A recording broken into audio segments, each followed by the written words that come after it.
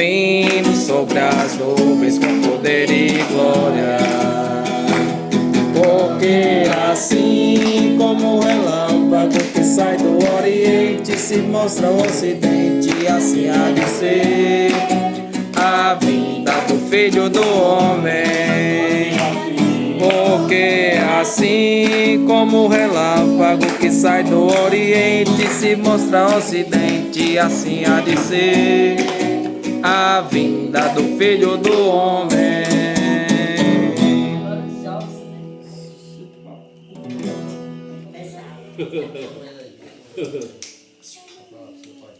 Eu queria trazer uma meditação baseada em Mateus 6, né? Do versículo 9 a 13, é a oração do Pai Nosso, a oração dominical. Né? Estudando aí essa oração, e a gente às vezes repete ela de forma assim, muito automática, né? Assim, muito corriqueira, e virou até uma espécie de oração quase que universal. Até católicos, espíritas e protestantes, eles estão reunidos, né, nas escolas, nos lugares, a gente tem essa prática de vamos rezar ou orar o Pai Nosso. Né? E aí a gente não sabe a profundidade dessa oração.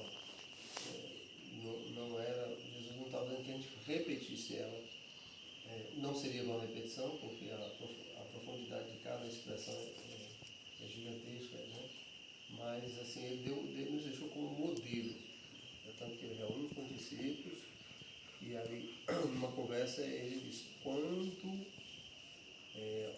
orareis assim. Então ele está chamando para analisar cada expressão da oração.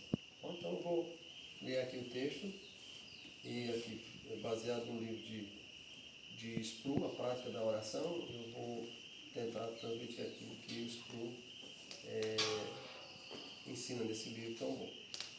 E eu passei também, depois, Spru, ele orienta a gente a analisar a expressão ação. Né? Então, a ação ela tem algumas divisões. Ainda eu estou trabalhando nessa parte aí, né, de cada expressão, o que é ação de graça, o que a oração em si, a prática da oração em si, né, a adoração e cada um desses termos, a confissão, a comunhão. Mas eu vou estudar um pouquinho mais essa parte do Pai Nosso. E aí eu queria apenas tematizar aqui, dizendo que a oração muda as coisas, né? A oração muda as coisas. Às vezes a gente acha que nós somos fundamentalistas, nós somos conservadores, nós somos calvinistas, nós somos nós somos conservadores, né? E às vezes há um entendimento errado de que tudo foi determinado por Deus. Mas esses decretos de Deus, eles são muito importantes. Até hoje de manhã eu estava ouvindo um pastor falando justamente sobre o chamado decreto permissivos, né, de Deus, está lá com Luiz Berkoff. Quando estudamos teologia, né, você não passou um tempo lá no Betel, o pastor Zezinho, que é presbiteriano, é o nosso professor de teologia sistemática. E aí ele, usando Luiz Berkoff, e Luiz Berkoff vai falar sobre os decretos permissivos de Deus, dentro da sua soberania a isso. Mas a oração é muito importante. Alguém está com a Bíblia aí para fora aí? Pode ler para fora? Pode sim. Então eu vou pedir a nós para ler Mateus 6, do 9 ao 15. Ela engloba toda a ação. E eu vou pedir a alguém que também depois Arthur leia Tiago 5,16. Nós? A oração dominical. Portanto, vós orareis assim: Pai nosso, que estás nos céus, santificado seja o teu nome. Venha o teu reino, faça-se a tua vontade, assim na terra como no céu. O pão nosso de cada dia dá-nos hoje, e perdoa-nos as nossas dívidas, assim como nós temos perdoado aos nossos devedores. E não nos deixeis cair em tentação, mas livra-nos do mal, pois teu é o reino, o poder e a glória para sempre. Amém. Amém. Porque se perdoardes os homens as suas ofensas, também vosso Pai Celeste vos perdoará. Se, porém, não perdoardes aos homens as suas ofensas, tampouco vosso Pai vos perdoará as vossas ofensas. Arthur? Tiago 5,16. Confessai, pois, os vossos pecados uns aos outros e orai uns pelos outros, para serdes curados. Muito pode, por sua eficácia, a súplica do justo. Então nós vamos ter aí Jesus trazendo um modelo de oração, e nós vamos ter depois Tiago, né? Que é o irmão de Jesus, falando sobre a eficácia da oração.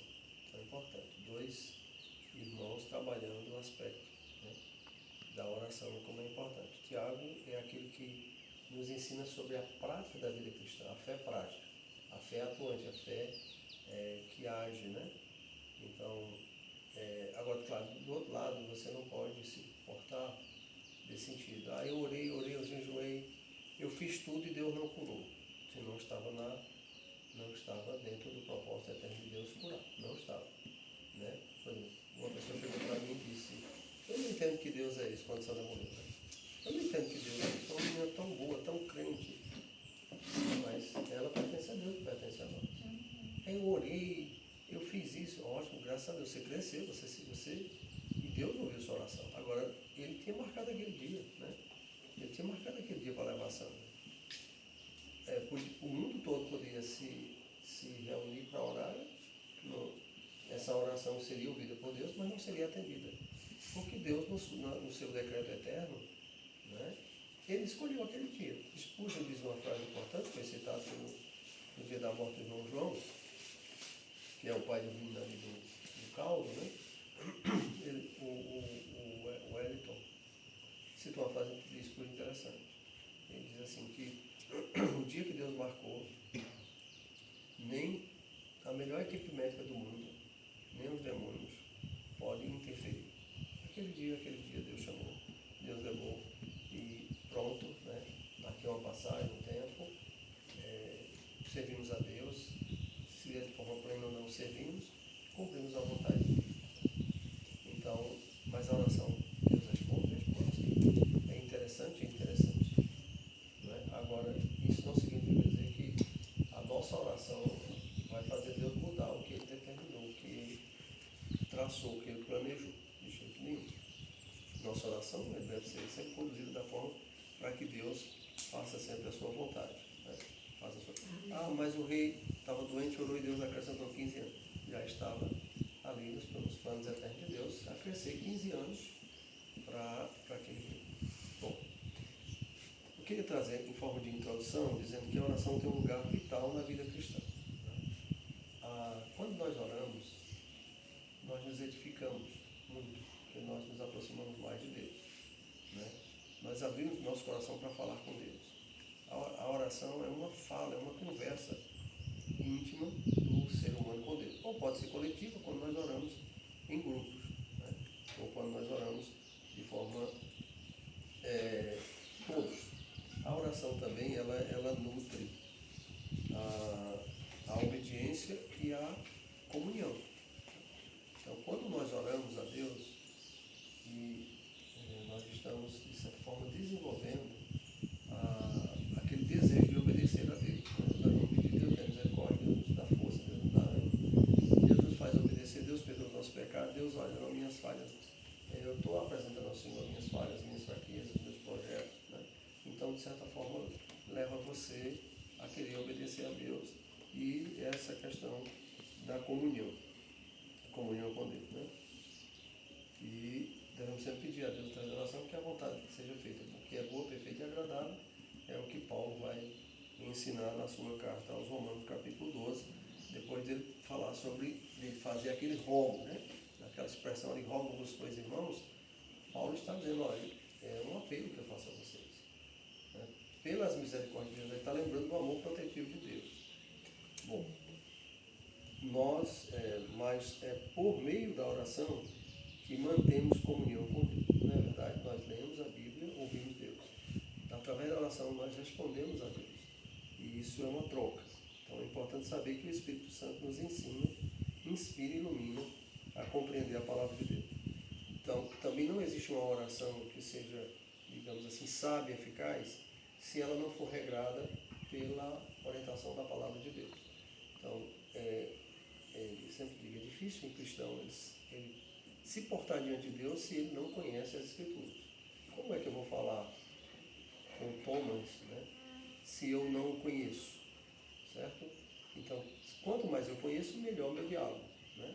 Quanto mais a gente conhece outra pessoa, melhor o diálogo. Nós aí passamos a entender qual é o comportamento dele, a forma de viver, a forma de pensar, de agir. Por isso que as Escrituras é esse livro que Deus nos deu para conhecermos a Deus e a nós também, a nossa origem e as nossas fraquezas.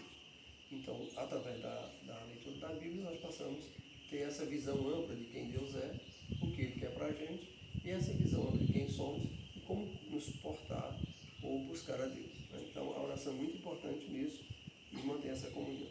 Sabemos, né, o Paulo mesmo vai dizer que o Espírito de Deus, ele intercede por nós com gemidos inexprimíveis.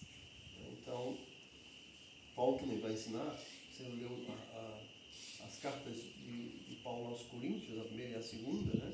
Na verdade, diz que havia era terceira, três cartas, essa ali, a primeira seria a segunda e a segunda a terceira, mas não foi ela não entrou como cano, como sendo uma carta inspirada, mas diz que Paulo, pela necessidade de Coríntios, escreveu três cartas, ou três livros, né? Três epístolas ali para orientar. Mas na primeira e na segunda carta nós vamos ver o cuidado de Paulo com a igreja que ele fundou. Ele criou, começou ali do zero, ele fundou e estruturou a igreja, né, em Corinto, na Ásia Menor, uma igreja que cresceu bastante, e ele precisava orientar. E ele vai falar justamente isso sobre que o Espírito de Deus ele nos ilumina, ele dá a capacidade de entendermos a palavra de Deus. Mas isso, essa compreensão, só passamos a ter quando nós nascemos de novo. Né? Com o novo nascimento, o novo ser que é gerado em nós, ele passa a ter a necessidade de compreender a vontade de Deus, desejar a vontade de Deus. Então, ao analisar a palavra Pai Nosso, a expressão por Jesus através da oração, nós vamos ter uma compreensão melhor quem é Deus como Pai. Né? Ele usa a palavra Abba, Pai, que era uma expressão de intimidade. Né? É tanto que no Velho Testamento você vai ver poucas vezes essa citação, porque os judeus, eles diziam que somente aqueles mais íntimos de Deus poderiam chamá-lo de Abba Pai. Seria uma espécie de privilégio para quem assim se dirigisse. Né? Tanto que os judeus eles vão se escandalizar um pouco quando Jesus faz referência a Deus como Pai. Essa intimidade, né? E eles censuram Jesus por isso. Mas Jesus está dizendo que todos nós, ao direcionarmos a Deus, Ele está falando para os discípulos, e aí se estende a nós os filhos, e Ele diz Pai Nosso. Né? Então, nós estamos diante de um Deus que é o nosso Pai, que é quem cuida da gente, quem zela pela gente, quem se preocupa. Então, vamos lá. A oração é uma conversa íntima. Né? Não pode ser palavras lançadas ao vento. Não pode ser meramente um instrumento de que a gente está cumprindo o ritual. E isso os católicos fazem. Né? Se você pegar o Pai Nosso e a Ave Maria, quando eles estão lá no rosário deles, né? Fazem aquilo de forma artificial. Uma vez eu perguntei, inclusive, uma pessoa muito católica, eu perguntei para ela se cada vez que ela fazia a citação do Pai Nosso, se ela sabia o que significava aquilo. Não, eu aprendi assim com minha mãe ensinou assim, a igreja fala assim, eu faço. Mas a senhora já parou para pensar que esse Pai que a senhora está se direcionando é Deus Todo-Poderoso, vivo e eterno? Mas não, assim, a pessoa não deixou claro que ela tinha essa visão de que Deus é um Pai que está presente, é um Pai que dirige, é um Pai que conduz. Não? Mas ela deixou claro para mim que ela fazia aquilo de forma artificial. Então nós temos que ter esse cuidado. Então essa oração é uma conversa íntima com Deus. Então, Pai Nosso, Deus nos deu o poder de sermos chamados filhos de Deus, a saber os que creem no seu nome. Lembra de João 12? Jesus disse, mas veio para que o Senhor recebeu. Mas todos quanto receberam, deu-lhes o poder de serem feitos, né? Ou chamados filhos de Deus. Então, somente os regenerados, os filhos, sabem e compreendem a expressão Pai Nosso. Porque nós temos a natureza de Deus. Né? Então, Deus, no sentido de que nós temos, pela conversão, foi restaurado. né, uma parte daquilo, da imagem e semelhança que tinha. Né? Não foi totalmente, porque ainda temos uma outra natureza pecaminosa que luta, que Paulo diz, né? Lá em Coríntios ele vai falar sobre essas duas naturezas que gladiam. A nova natureza regenerada e a velha natureza que insiste em levar-nos ao pecado.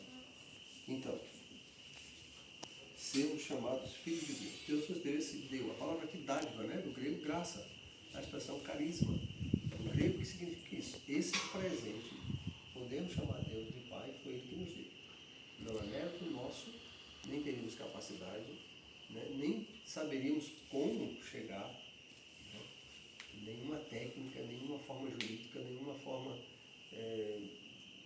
mágica para a gente chegar ao status de filho de Deus. Mas Deus nos deu e Jesus vai nos ensinar isso aqui, né? Pai Nosso.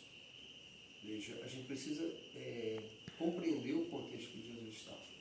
Ele chama os seus discípulos, voltando lá na introdução, e aí, aqui eu vou ensinar vocês como é que vocês devem orar.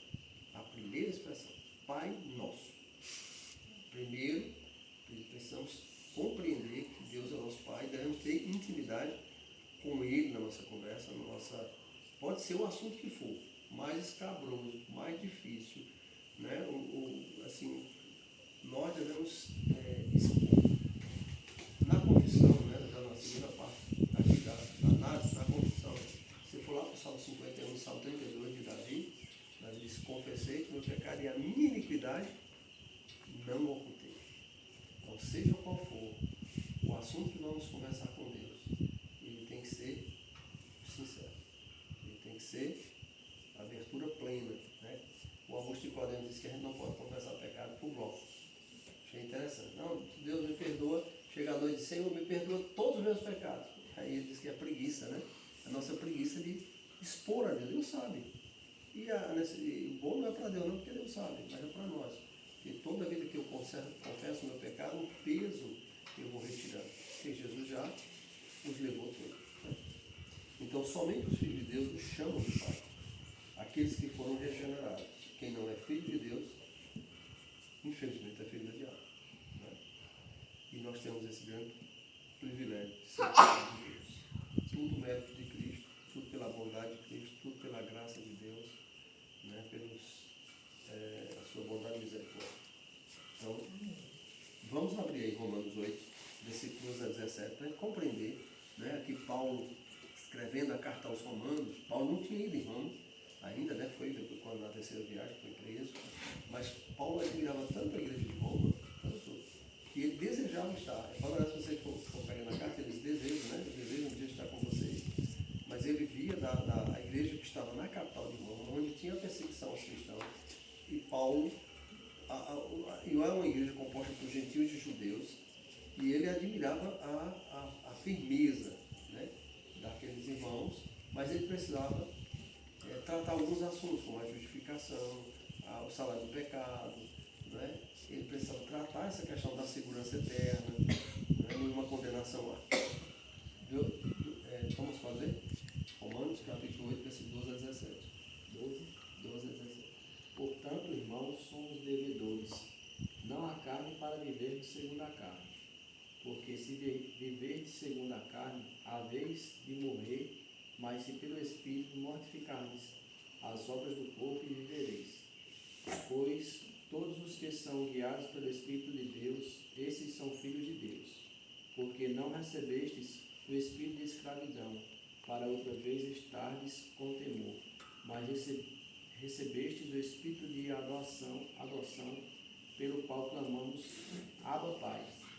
Espírito mesmo testifica com o nosso espírito que somos filhos de Deus. E se filhos também, herdeiros de Deus e co-herdeiros de Cristo. Se é certo que com ele padecemos, para que também com ele sejamos glorificados. Portanto, nós temos dois tipos de filiação, né? A teologia nos ensina isso, boa teologia nos ensina isso. Nós temos a originária, que somente Jesus é, né? Que é da mesma essência, da mesma substância que Deus.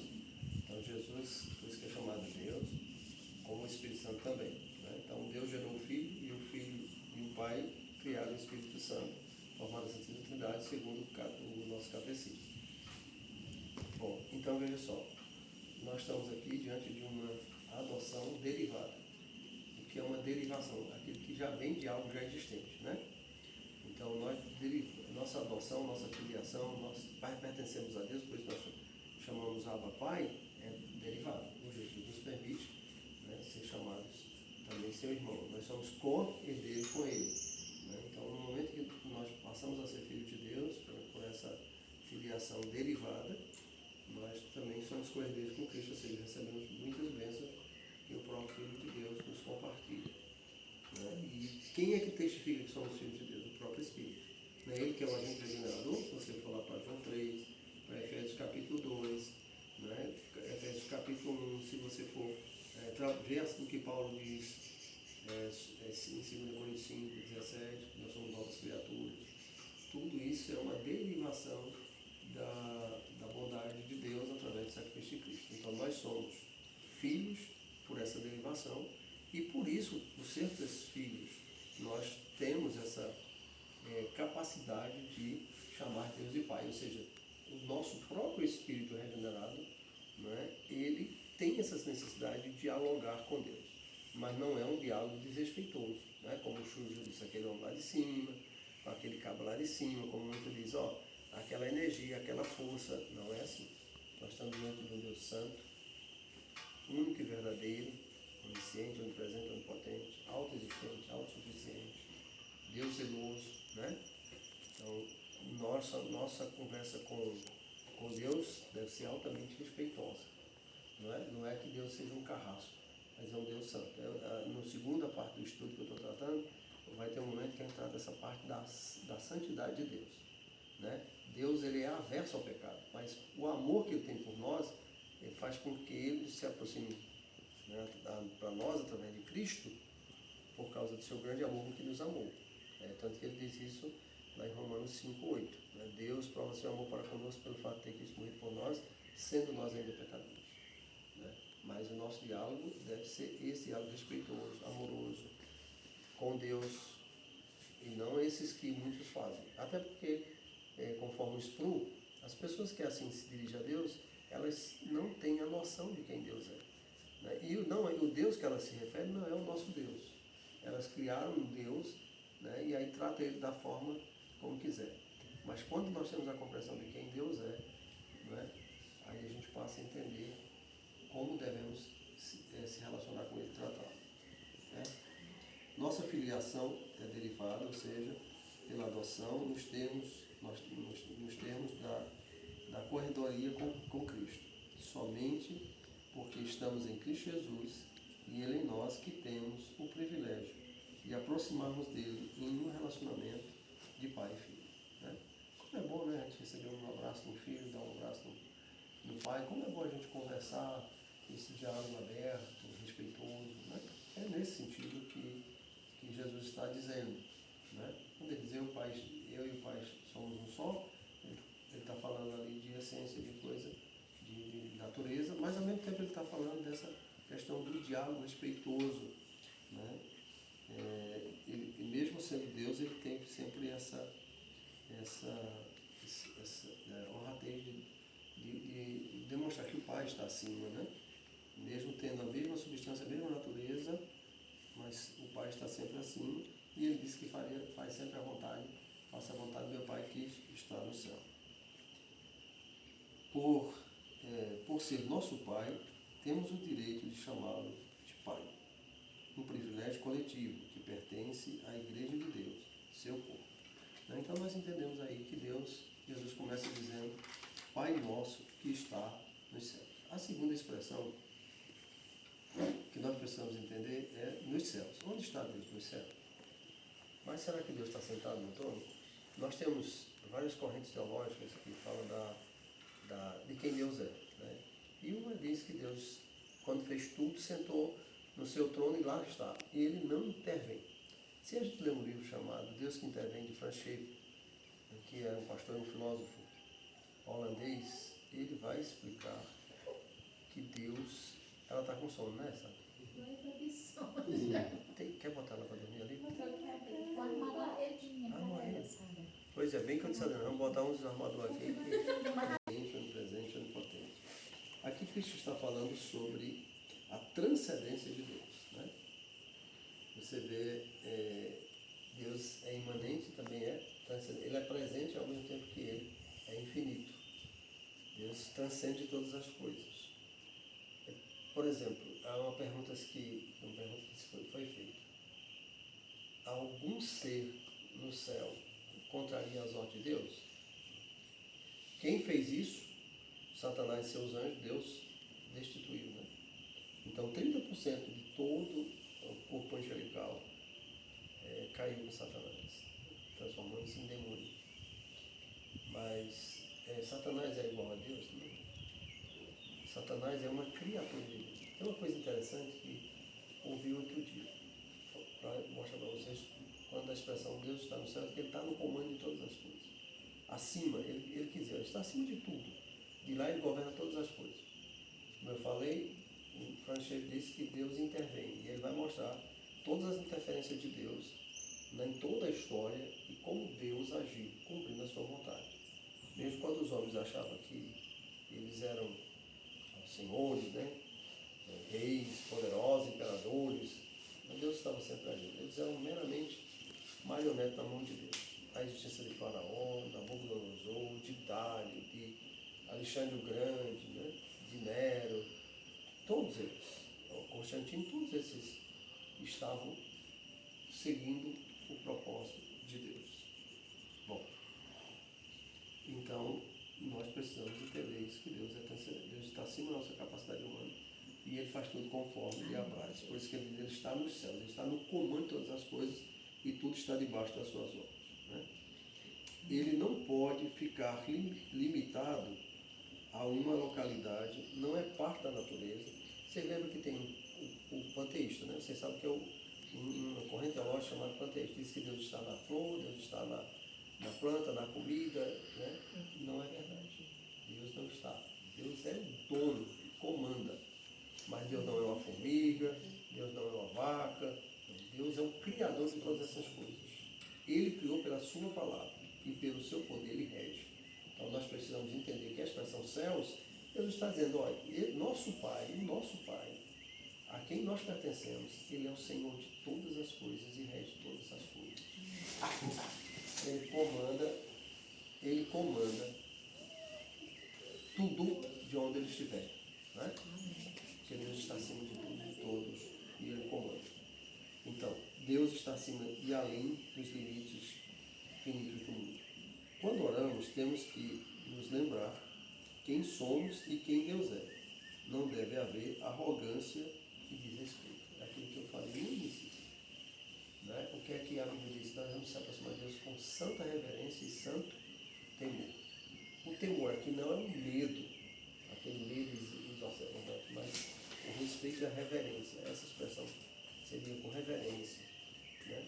Com respeito à pessoa e quem Deus é. É porque, infelizmente, né, a nossa educação lá, fora Sara, e aqui nós que nasceu, o menino que nasceram na igreja cristã, né, nós que iniciamos na igreja católica, a nossa compreensão não foi essa de compreender um Deus que deve ser honrado, deve ser respeitado, né, que deve ser temido com amor. Por isso nós temos essa compreensão errada, né, quando nos exibimos diante de Deus. Então, não deve haver arrogância da nossa parte, achando que nós, olha, me perdoe assim fazer uma crítica. E essa crítica serve para nos alertar. Pastores que diziam, ordem que Deus faça isso, isso dói no meu coração. Nós somos, olhe para dentro da gente, olhe com quem somos, pecadores miseráveis, né? Que se não fosse a graça e a misericórdia de Deus, a sua bondade, a Bíblia diz que nossas obras são contrárias de imundícia. As nossas obras são fruto do que nós somos. Então nós somos trato de imundícia. E Deus recolheu do mundo todo, né, do lixo, e com seu amor e graça nos limpou pela palavra, né, purificou pelo sangue de Cristo. Então, não pode um pecador miserável, um homem limitado, que basta um sopro e Deus destrói. Não é que basta Deus fazer assim com uma doencinha, a pessoa acaba. Basta Deus tirar o fôlego e a pessoa morre. né? Ordenar Deus. Como é que um mero mortal pode ordenar o Criador de todas as coisas? Ou então dizer que Deus não foi sábio quando multiplicou a água em vinho, né? Que Deus foi limitado. É um absurdo, né? Isso é ouvido é de Macedo. E a gente, às vezes, pensa, pai está ouvindo isso, eu preciso saber o que é que essa turma tem de compreensão, para que a gente possa, quando estiver evangelizando, lá na igreja de Juazeiro tem muitos que vieram da Universal do Reino de Deus, da Graça, e aí é porque a gente vai batendo, e o Augusto Nicodemos e o Hernandes têm ajudado muito a trazer entendimento a essa turma. Inclusive, muitos da Congregação Cristã do Brasil, né, estão vindo lá para a igreja porque eles também passaram a ouvir a explanação da palavra. E as pessoas que, de fato, a pessoa acredita na predicação, porque aqueles que são, eles onde estiver, Deus vai trazê-los, né, e vai levar para juntar do seu povo, independente de qual for a igreja, mas Deus vai juntar seu povo. Então é muito temeroso uma pessoa dizer isso. E eu estou falando isso, né, falando dessa questão da arrogância humana, mas da reverência a Deus, para a gente entrar no nosso terceiro item aqui que está dentro. Pai nosso que está no céu, santificado. É a terceira parte, eu estou fazendo aqui uma exposição exegética de cada termo, né? Na exposição exegética você pode tirar frases de cada versículo, mas você pode fazer uma análise de cada termo. Então, fazendo isso de cada termo para a gente compreender a importância de conhecer cada parte da Bíblia. E como é importante, nenhuma palavra está ali, nem a genealogia está ali de forma leviana, de forma aí que os escritores não tinham que fazer.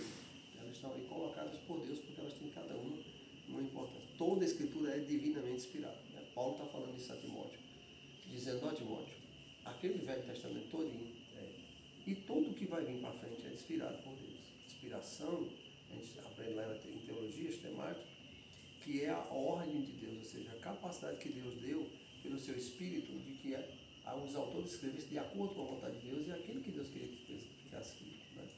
Então toda a escritura é divinamente inspirada. E aí tem um objetivo, para corrigir, redaguir, né, instruir na justiça. Olha que tem uma expressão muito importante, na justiça, ou seja, de acordo com o ensino de Jesus. Santificado seja o teu nome. Mesmo nos aproximando dele, pelo próprio convite, ainda há uma separação enorme entre nossa pecaminosidade e a majestade dele, não é isso? Então, o que é que Jesus está dizendo? Pai nosso, nosso Pai, já vimos aqui da adoção derivada, né, como é que o Espírito age, como é que faz, nossa conversão. No céu, Deus está acima de tudo, todos não há limites para Deus, ele governa onde estiver. Mas esse Deus é um Deus santo, né? Um Deus santo, um Deus majestoso, um Deus poderoso, grandioso, né? Excelsos, magnífico, e nós somos miseráveis pecadores. Então, voltando àquela questão do desrespeito que muitos líderes têm para com Deus, e que nós também, através de nossas atitudes, nós devemos lembrar que Deus é santo, né? Quando você lê Isaías capítulo 6, que Isaías, profeta de Deus, que ele se depara, né? E a nossa liturgia preteriana é tirada dali.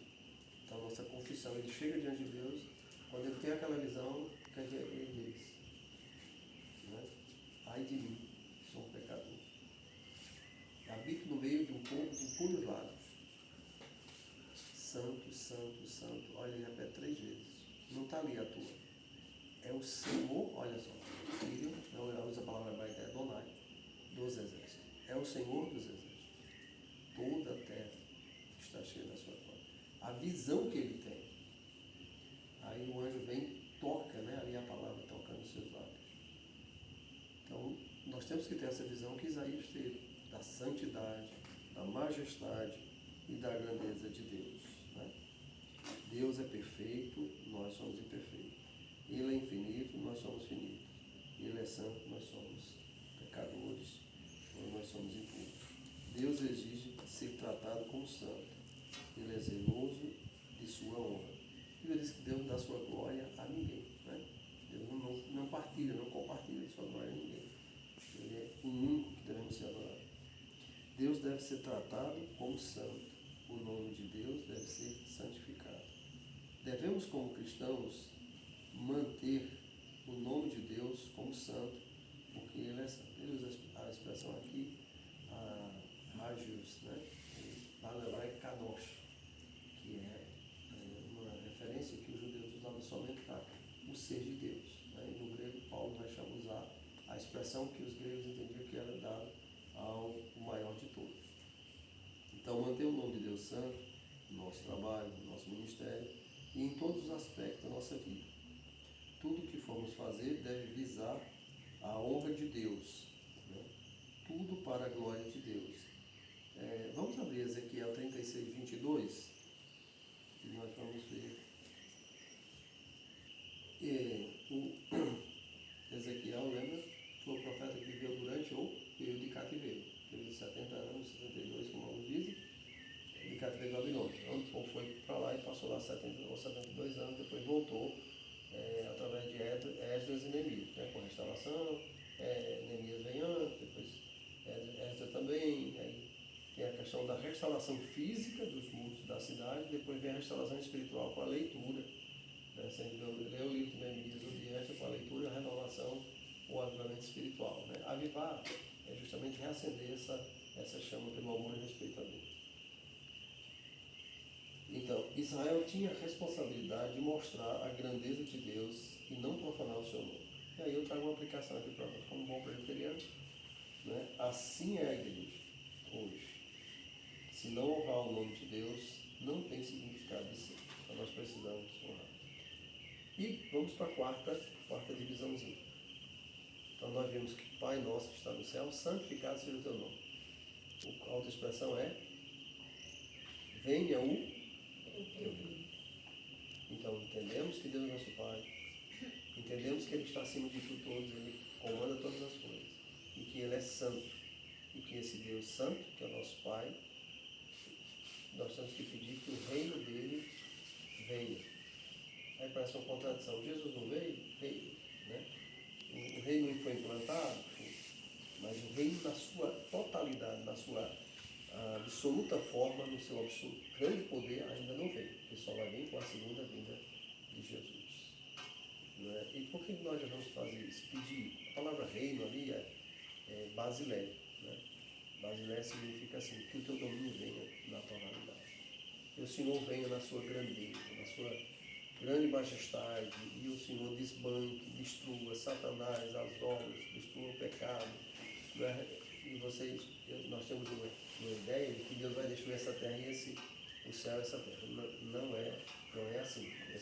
Essa expressão destruir, aí nós temos que concordar um pouquinho com a testemunha de Jeová, viu? A palavra hebraica ali é para restauração.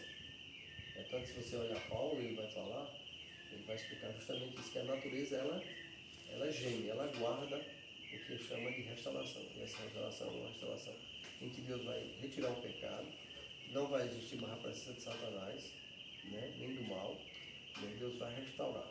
Tá certo? Nós vamos habitar aqui. Né? Eu não sei se vai ter com essas mesmas coisas, mas nós vamos habitar aqui com o corpo glorificado. E o céu vai ser o céu que já existe, mas a existência do mal não vai haver mais. A existência do mal não vai haver mais. Certo? E se você tirar o mal, se você tirar o pecado, a existência é plena paz. Né? Plena paz. Certo? Mas tem gente que discorda, e tudo bem, a gente tem que concordar, porque são interpretações diferentes. Tem gente que diz, que prega, inclusive, né? E aí que Deus vai destruir isso aqui. Tudo vai ser destruído, inclusive o céu.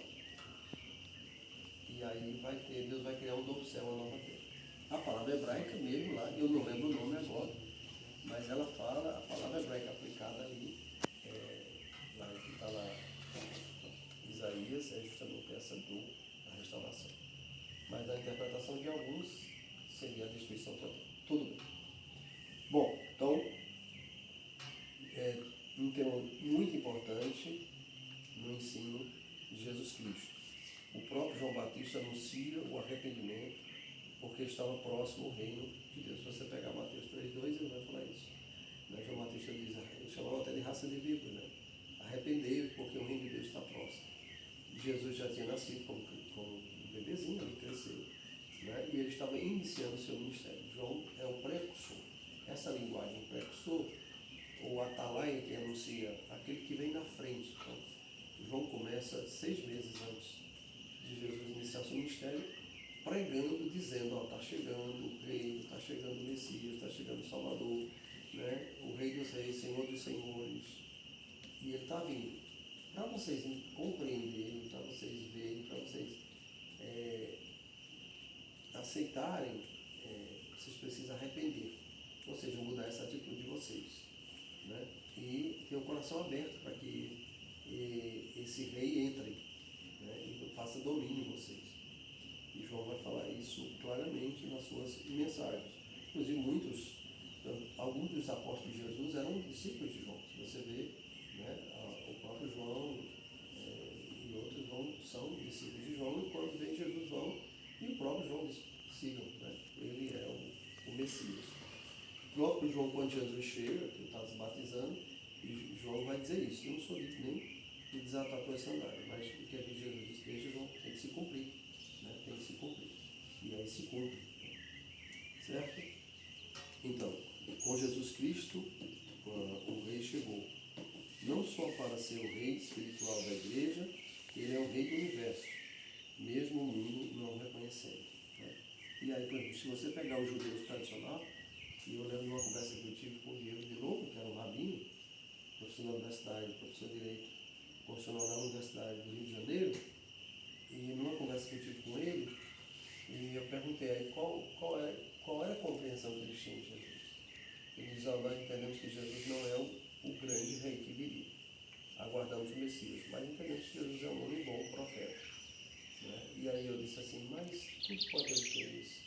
As pessoas que têm vindo a ele, as mudanças, as transformações, isso o ensino dele é muito bom, mas ele não é o Messias, porque os judeus esperam o Messias que vem sentar no trono, destronar todas as nações, dominar sobre tudo, né? E aí a nossa compreensão bíblica e correta é aquela que o próprio Ezequias vai dizer, né, da questão da transformação do coração, do novo coração. Também está lá em Jeremias que ele vai tirar o coração de pedra e vai ter um coração de carne, um coração sensível. Então, somente o coração transformado, regenerado, que ouviu Jesus sair com Deus, que não nasceu da água e do Espírito, não pode entrar no reino dos céus, né? Somente quem nasceu de novo é que tem a compreensão de que Jesus é o Rei espiritual da sua igreja, da sua vida, né? O céu entende que Jesus é o Rei do universo. Na terra há muitas perguntas sobre isso, né? Então, por que Jesus é o Filho de Deus? Por que ele se deixou, que ele foi morto, né, daquela forma, da forma que estava escrito? Maldito é que ele fosse pendurado no madeiro, né? Está escrito isso, certo? A referência lá da serpente, estava escrito, então tinha que se cumprir. Nem Jesus podia fazer nada contra a vontade dele, disse Deus, se for possível, né? Quando ele está ali, passa de mim esse cálice, mas não seja feita a minha, mas a tua vontade. Jesus está dizendo que se cumpra aquilo que foi determinado para a salvação dos meus filhos. A oração de Jesus é para que nós orássemos, para que o reino se tornasse visível para o mundo, e isto acontece por meio da pregação do Evangelho.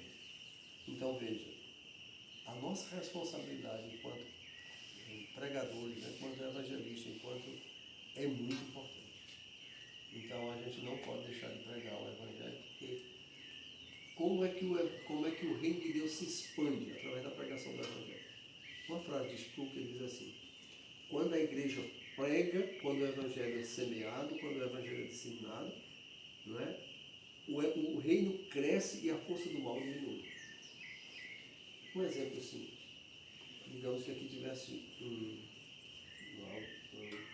algo muito sujo, uma sujeira grande. O que é que extirpa a sujeira? É a limpeza.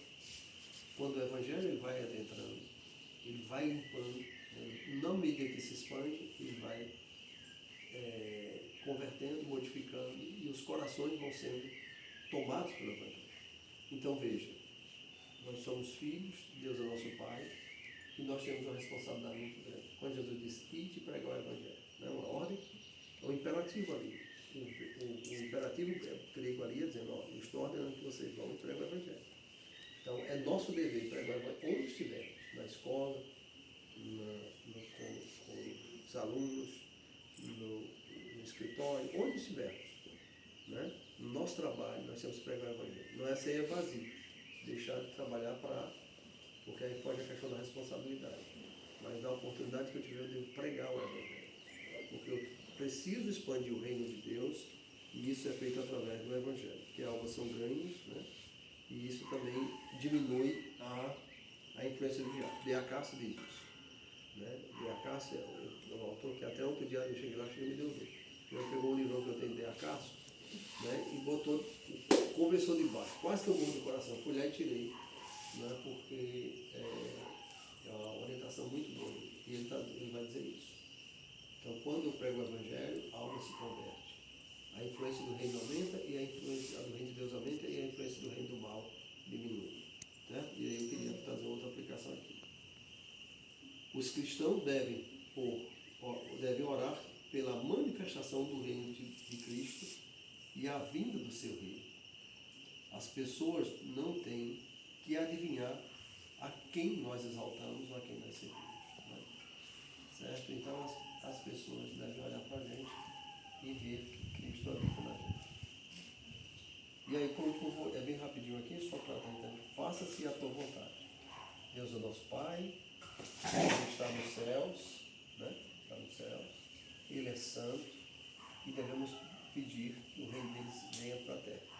E muito importante é que a vontade dele seja feita, a tua vontade. Então, a oração é para a obediência à vontade revelada de Deus, ou seja, o que está em seus mandamentos. Então, venha a nós o teu reino, seja feita a tua vontade, Senhor, que eu cumpra a tua palavra, que eu obedeça, né? Que eu faça aquilo que o Senhor quer, porque isso é muito importante, é muito importante. Essa terceira petição é uma petição por obediência da parte do povo de Deus para obedecer aos seus mandamentos. Não é fácil, né? Não é fácil obedecer por causa da nossa vida pecaminosa, do nosso desejo. Por último, assim na terra como no céu.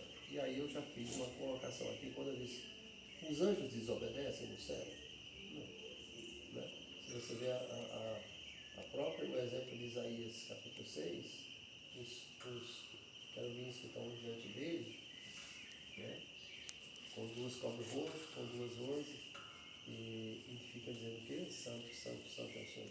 Eles estão cumprindo a vontade de Deus, sem questionar, mas por profunda alegria e profundo prazer. Não é por constrangimento que se faz a vontade de Deus, mas inteiramente.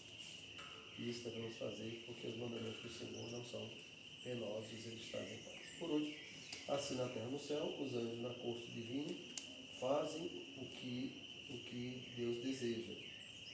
Por aqui devemos fazer o mesmo, né? Então, lá eles obedecem aqui também. Deus é o formulador da aliança, somos os transgressores da aliança, entretanto, frequentemente em colisão com a vontade de Deus. Devemos assegurar-nos de que exaltamos apropriadamente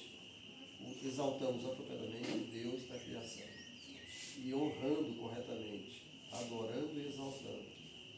Depois disso é que Deus ouve as nossas petições.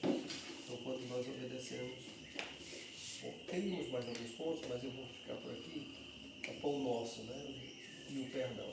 Aqui são duas coisas que a gente vê outro dia mais profundamente, porque são temas em que a gente parte da solidariedade humana, né? E também da capacidade de que a gente perdoa. Então, mas para a gente chegar a repartir o pão nosso e perdoar, é preciso primeiro que a gente tenha a compreensão desses 4 primeiros itens, para depois a gente avançar nos outros itens. Tá bom? Ficar por aqui. Outra oportunidade você dá continuidade. Deixa na marcado. próxima. Importante. Importante. Depois